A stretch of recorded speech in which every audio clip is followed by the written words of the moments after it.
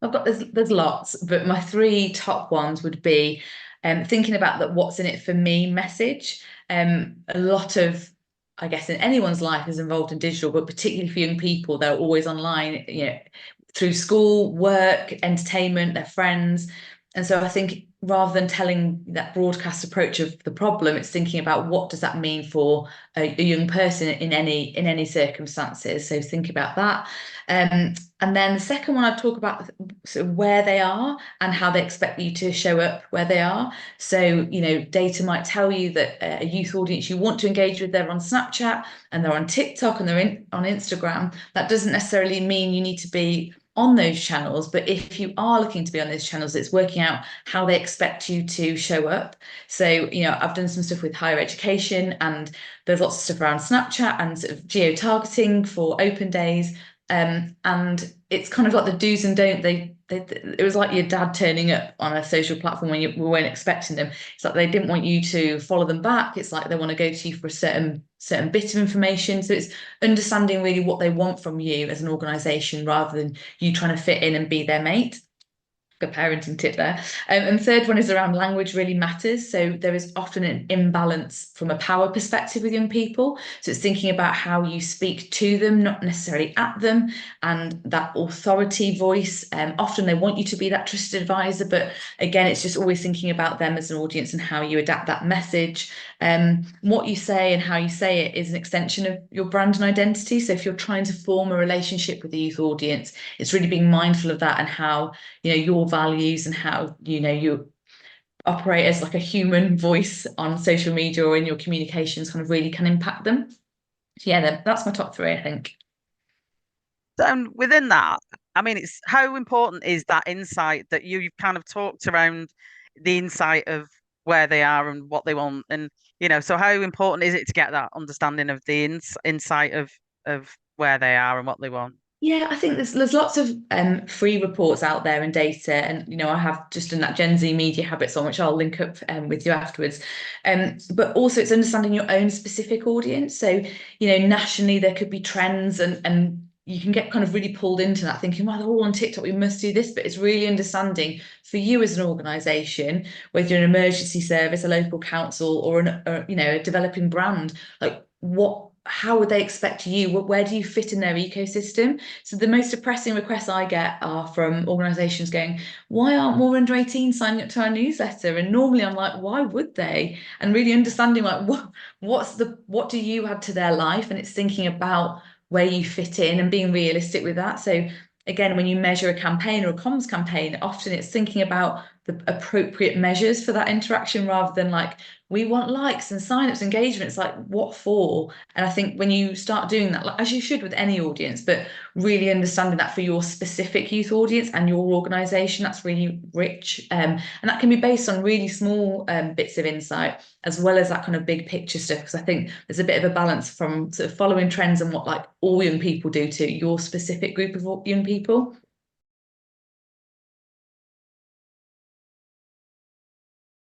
I mean, there's probably lots of like parallels to how you'd be in a crisis anyway, but I think the first one is about like where and how you communicate that message. Not necessarily assuming, that email be the right thing or just on social. It's thinking about you might often have to be on multiple channels in multiple ways to get that message across. Often a youth audience might say, yep, email me, and they don't check their email regularly or that email they're giving you regularly. So it's just thinking about where they're going to need to see this message. So frequency and consistency can equal trust.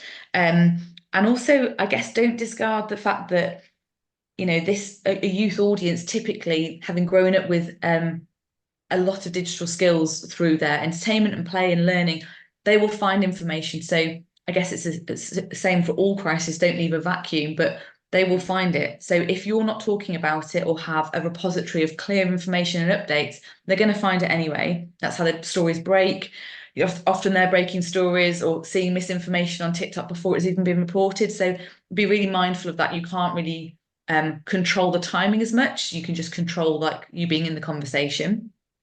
The second one I'd go for is like who you direct comms to and about. So I think young people in particular are talked about. So at COVID, it was like those young people having parties are so irresponsible, which, yeah, looking back, you just think, wow. And I think it's thinking about like, you know, the current situations with mobile phones in schools or like a youth violence incident.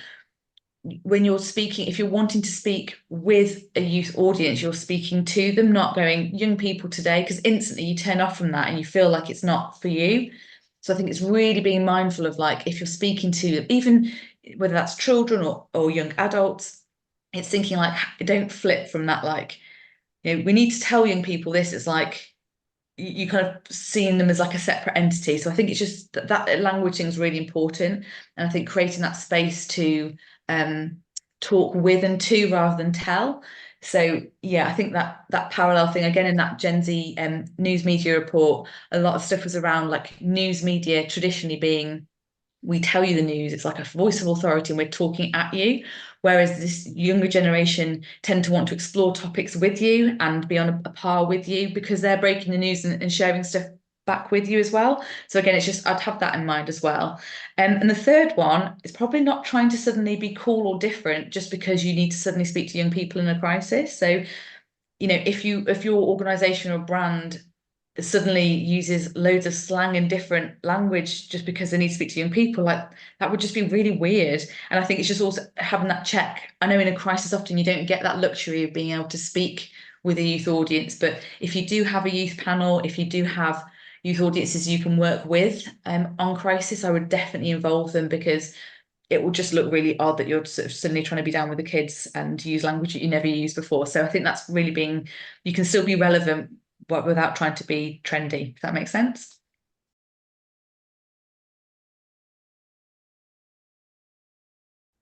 Well, I think the first one is around like don't discount how much young people have been through in recent years. Like we've all been through the pandemic, we're all going through a massive amount of issue with kind of cost of living crisis and international crisis as well. But I think for young people, these have been really formative years for them. So, their school disruption, their life disruption, but also that are very, for some, very tender ages growing up with this around them. So I think often that empathy and understanding can get lost. You can get hardened to statistics and news and crisis. And I'd also sort of link in with that, like what do they need from these updates from you? And how does that sit in their life? Do they need to be told about a crisis over and over again? Or do they need to be told where they can get additional support if that crisis affects them personally? Or where they can go to find out more information if they want it? Or these are some solutions that you might find helpful. It's kind of like the whole issue with climate anxiety, which is a real thing. I remember with the ozone layer, a 90s baby like kid growing up, I think, just thinking, really concerned, genuinely worried about the ozone layer. And, I look at my children now, they will be genuinely worried about things going on in the world around them.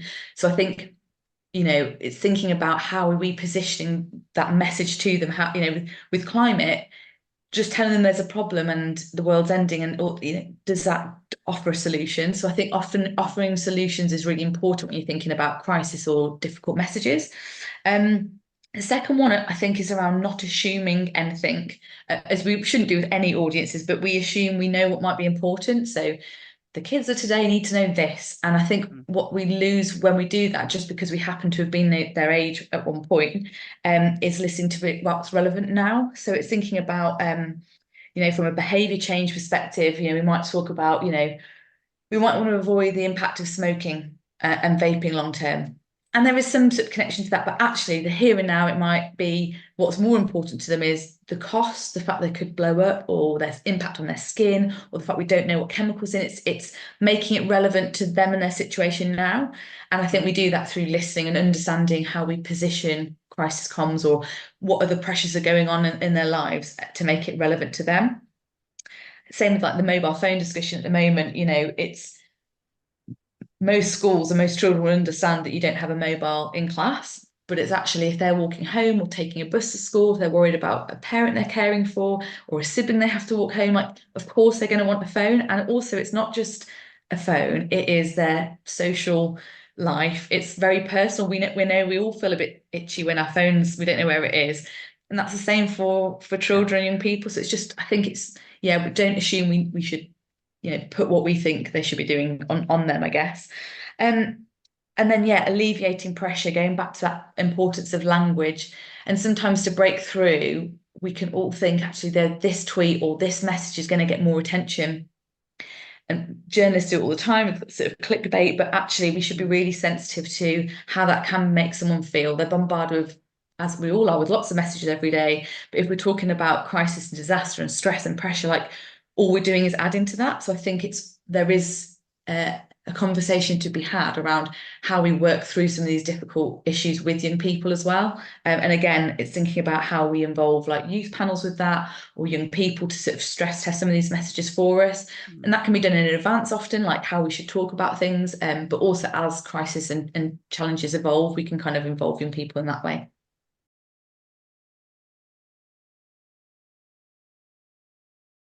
Yeah, just one final thing from me. I think it's that not all young people are the same. Like we talk about youth audiences, but within that, we're talking about children, we're talking about teens, and we're talking about, it's people in their early 20s. And I think what's really important within those age categories, you have different types of people, just like the rest of all society. So it's thinking about the different pockets of young people within that. That might be young people with neurodiversity or disabilities. It could be people from lower socioeconomic backgrounds facing severe levels of disadvantage. The levels of deprivation and the impact that has at primary level, for example. Like, how do we speak to those children and their families? Like, I think it's just really being mindful that youth isn't just one homogenous group. So, yeah, within your youth planning, always think about the different pockets of young people that you have.